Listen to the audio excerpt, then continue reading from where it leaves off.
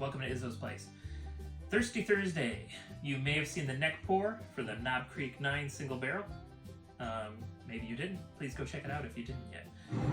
Also, something else that we're popping up on the channel tonight is I did a blind tasting of all the Knob Creeks that I own at the moment, and it was quite shocking and surprising what won. But you'll have to check that out. You'll see me taste, I think we did 5.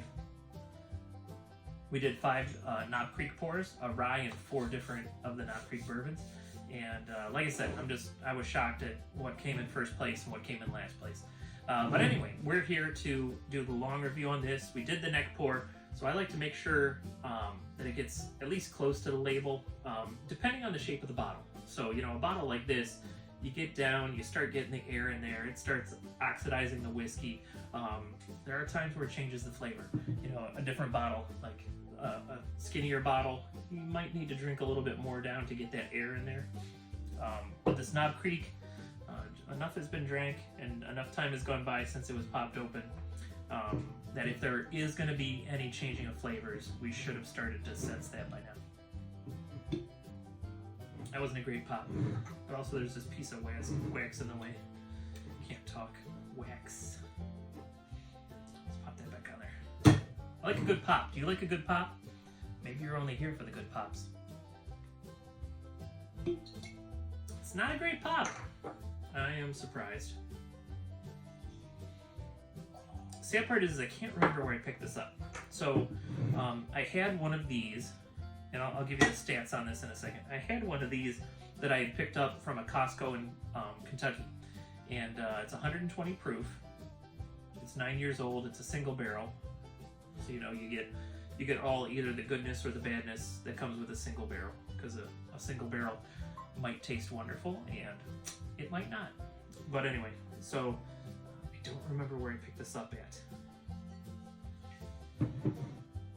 Where on earth did I pick this up? Or did I just pick it up here in Ohio? Well, I might have, because the first one I had, I broke. That's the only bottle of whiskey I ever dropped where it broke, and the office smelled awesome for days, but it was real sad losing it. I don't see anything, like if I bought it locally, it probably would say, like, picked by OHLQ. And I don't see anything. If I get a chance, I'll go back and look at my receipts. It's the time of year I'm doing my taxes anyway. So if I can figure out where I bought this, I will post it into the video somewhere. But unfortunately, no promises on that. I might not locate where I purchased this at. But anyway, so we got a Knob Creek. It's a 9-year. It's 120 proof, so it's a little proofier than the normal 9-year you would get. Some other Knob Creeks you can get. So here we've got a 90 proof Knob Creek smoked maple. So it's been infused with some flavors. It's pretty tasty. I actually made a cocktail out of it this weekend. So what I did is I muddled an orange into a glass, and I added some lemon juice and some soda and the Knob Creek smoked maple.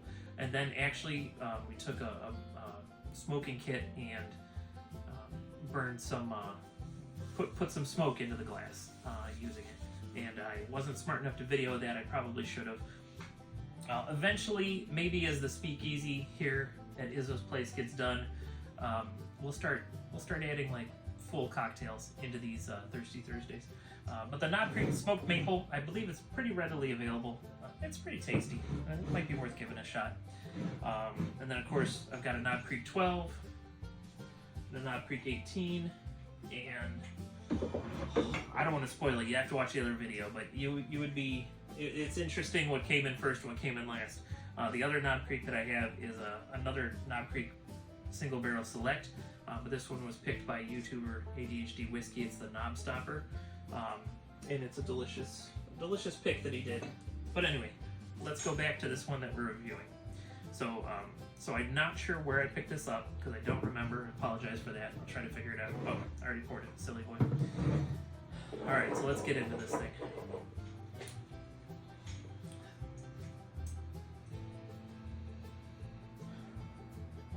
All right, this is interesting. So I've heard this tasting note on other channels. and this is going to be the weirdest thing I may have said on one of my reviews, but it smells like peanuts and stinky feet. But I have to follow the phrase stinky feet with, but in a good way. So there's like a funk going on. So yeah, so I'm getting nuts, and it's not really a peanut. It's more like a cashew. So like maybe a little sweeter, a little buttier, more. How would you say that? More buttier? No, more butter, more butter-like. Let's go with more butter-like. But then there's like just a bit of funk behind it, and that's that. It's not a bad smell, but it is totally reminding me of stinky feet, but in a good way.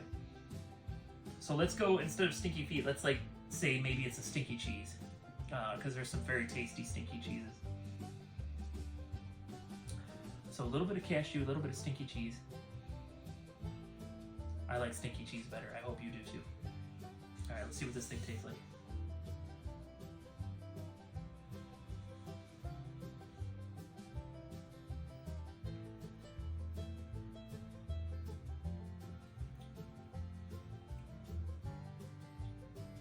So the nutty flavor kind of ports over to the palate.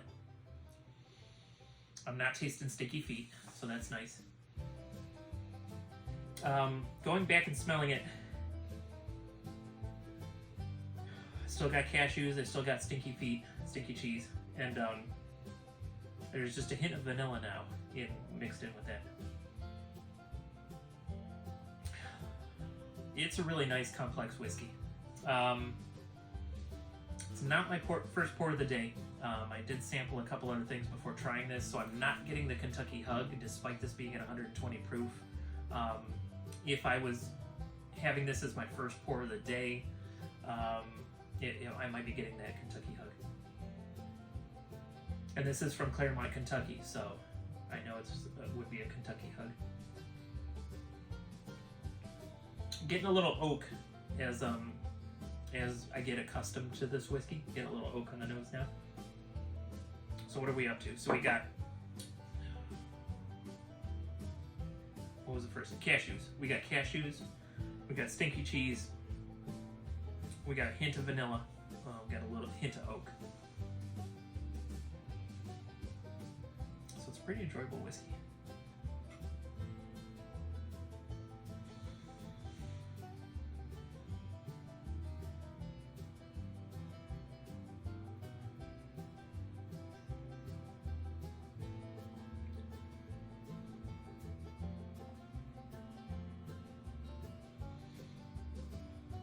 So in a little way, all of those flavors travel over to the palate.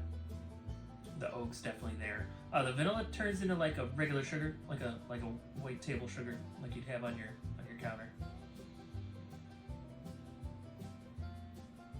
The cashews turn into just a general nuttiness. It's not quite a peanut. It's not quite a cashew. It's just kind of like a nut flavor. It's not an almond. It might be an almond. It might be an almond on the palate. That's what it tastes closest to.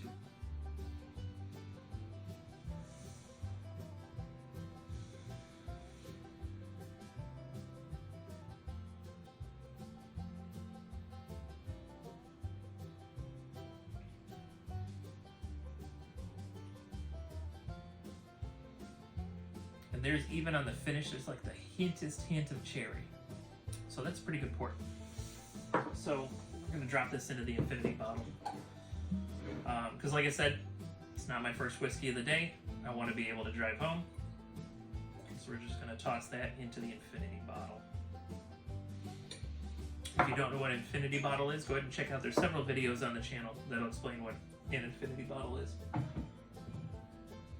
All right, so what are my thoughts? I'm going to try to do a better job of letting you know my series recommendations on this. Now, I don't want to spoil the other video, so I don't want to tell you where this ended up in the blind flight.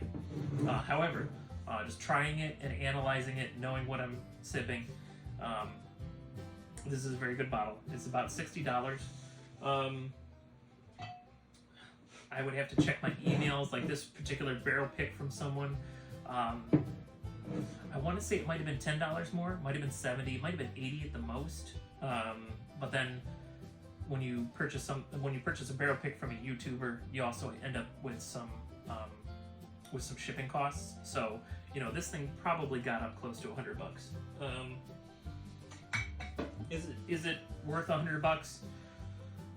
It's neat having that one. It's like a one-of-a-kind thing. No one else is going to get that except for the Patreons that purchased one.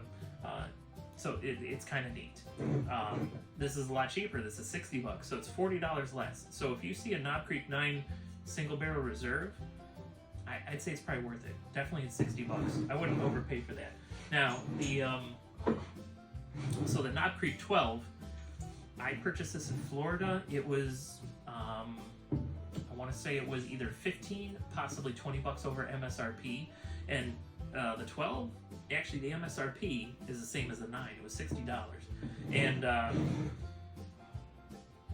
it's very good. And I believe it. So we'll spoil a little bit. I think it did a little better than this in the blind, even though it's only 100 proof. So a Knob Creek 12 is a good choice if you can find it at retail. If you can't find a Knob Creek 12 at retail, like I wouldn't overpay for the Knob Creek either. We'll have to wait for the long review to see what I would pay. That's a good thing. So what would I be willing to pay for this? So it's $60 retail. It's a very good bottle. It's pretty complex. I would say I'd pay up to $80 for this bottle. So the Knob Creek 9 single barrel reserve, Izzo would pay $80 for this, but only if I needed one.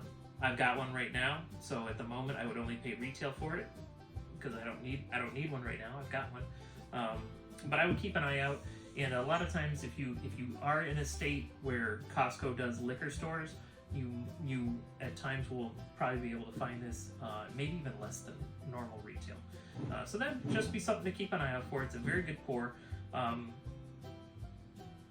I should turn it into a cocktail. We're not going to start that now, but eventually on Thirsty Thursday, we'll do a short, we'll do a long review, and we'll do a cocktail.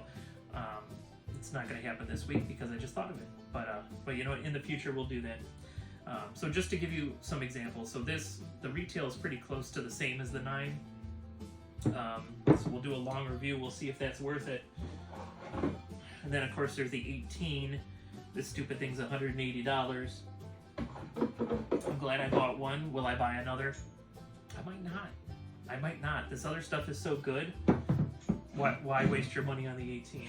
Now, if you haven't ever bought an 18 and you want to try it, you know, I'd say your first one, if you can find one at retail, buy one. You need one, you know? And but then for a backup, I've tasted it. It's good. It's honestly, in that blind, you're going to see where it lands. There's other things that are cheaper that taste better. In a blind. So those are my thoughts on some of the Knob Creeks, and you'll see, like I said, there's another video on the channel uploading today where I blind taste the 18, the 12, 2 different 9s, and a rye 7, and it was shocking for me what came in last and what came in first, and I hope you enjoy it if you go over and watch that other video. But so if you see a Knob Creek single barrel reserve, I think it's worth retail. I wouldn't overpay more than excuse me. I wouldn't overpay more than $20, so I would say $80 on this at the most. But if you see it, it's pretty tasty. That's all I got for you today. Thanks for hanging out at Izzo's place today. If you're working, work safely. If you're drinking, drink responsibly. But do everything with a little bit of whimsy, and you're going to have a good time. We'll see you next time you're hanging out at Izzo's place.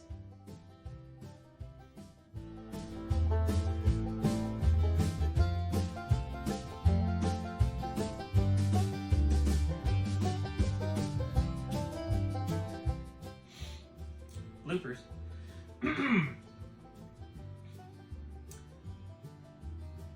Thanks for hanging out at Izzo's place.